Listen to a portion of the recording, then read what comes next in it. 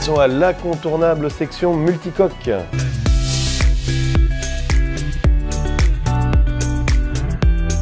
Emmanuel, vous êtes à bord du tout nouveau Gunboat 72, en première mondiale sur le salon nautique. Faites-nous le tour du propriétaire, on a envie d'en savoir plus. Ce Gunboat est doté d'un flybridge, c'est bien ça? Bonjour Quentin, c'est parti, on va visiter ici le plus beau, la Rolls des mers, le plus beau bateau du salon. On est à bord du Gunboat 72. Alors ici, c'est même pas la peine de vous dire quel stand nous sommes.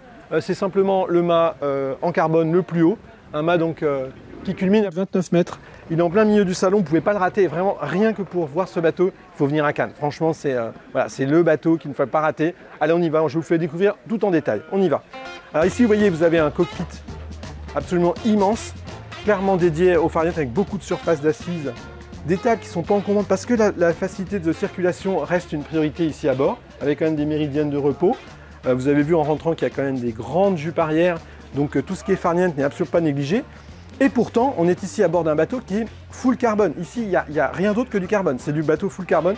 C'est vraiment de la très très haute technologie.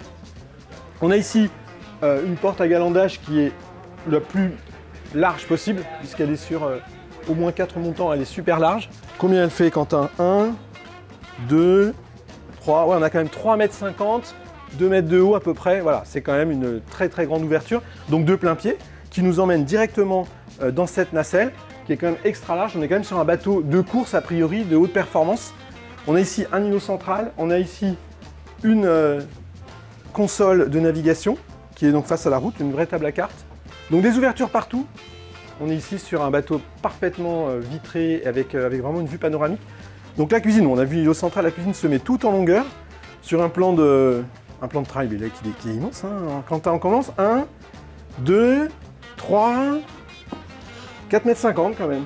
Je pense qu'il y a chez nous, je sais pas si chez moi il y a ça, il y a aussi grand. Alors ici, bon, on a 2 coques. Bon, on n'a peut-être pas le temps de visiter toutes les coques. Le temps est compté ici chez Gunboat. On va d'abord voir la coque, enfin on va surtout voir la coque propriétaire. On y va, c'est à tribord. Voilà, Quentin, difficile de croire vraiment qu'on est sur un bateau de course. Ici, on a quand même une salle de bain absolument immense, digne d'une suite d'un super hôtel.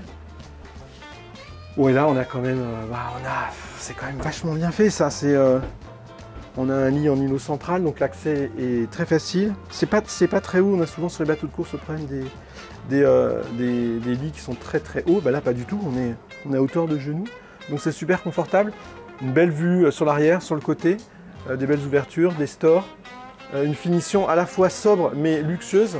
Voilà, en tout cas une super finition, c'est ultra bien fini. Les joints, on a un soin qui est vraiment, on est vraiment sur une finition très très haut de gamme, c'est clair.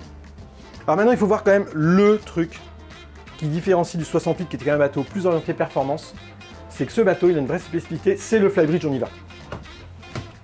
Alors Quentin, viens, je t'emmène sur le flybridge, qui est quand même la grande nouveauté. Ah, mais il y a Nicolas de Navico. Bonjour. Salut. Salut. Alors qu'est-ce que tu as à nous dire? Donc là, nous sommes à la barre du magnifique Gunboat 72, donc équipé de l'instrumentation BNG. Donc nous avons l'écran principal, c'est un BNG Zeus 3S avec la cartographie.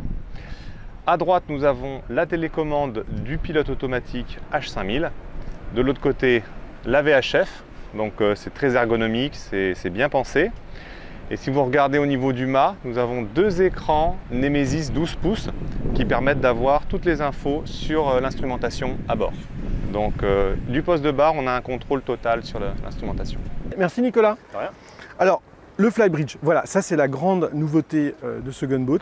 C'est que le poste de barre, ça se passe ici là-haut. Alors là où on voit que c'est pas un bateau de plaisance classique, c'est qu'il n'y a aucune protection. On peut imaginer une protection, mais c'est pas le but. Il y a du vent, et bah oui, il y a du vent, c'est comme ça, un bateau, il y a du vent. Donc ici, les gens qui manœuvrent, ils seront en prise directe avec les éléments. C'est la seule concession, ce qui vaut quand même cette baume qui est assez élevée, alors que sur un Gunboat 68, l'ancrage sur le vide-mulet, il aurait été un bon mètre plus bas. Voilà, ça c'est la seule concession. Et un peu de poids en plus, parce que évidemment, un flybridge, ça fait un petit peu de poids en plus. Ici, donc, on a une zone de Far Niente, et qui peut donc bénéficier d'une protection qui est bien sûr juste prévue au mouillage, et pas en navigation. Alors, on va voir rapidement le plan de pont.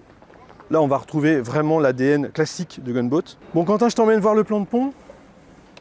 On a des passes avant super larges, un antidérapant soigné, des hublots flush évidemment. Là, on est sur du Ah, c'est quand même du beau matos ça. Regarde Quentin, viens voir, regarde. Regarde-moi ça.